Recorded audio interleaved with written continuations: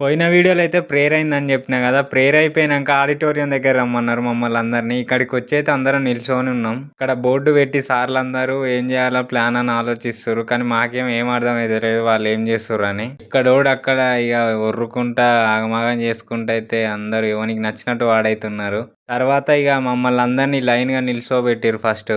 ఎవరి క్లాసోళ్ళు వాళ్ళు నిలబడైతే లైన్‌లో అయితే ఉన్నారు నీట్‌గా. ప్రొజెక్టర్ పెట్టి సార్‌లందరూ ఏం చేస్తుర్రో చూడండి. మాకైతే ఏం అర్థం కావట్లేదు ఏం చేస్తుర్రో అని. మేమైతే ఇగ అందరం కింద కూర్చొని ఉన్నాం. చాలా సేపు అయింది ఇగ కూర్చొని. ప్రొజెక్టర్ పెట్టినంకైతే నరేంద్ర మోడీ అయితే స్పీచ్ అయితే ఇస్తుండు. కానీ మనకేమో ఉర్దూ రాదు, హిందీ రాదు, ఏం రాదు. మేమైతే కూర్చొని వింటున్నాం అంతే.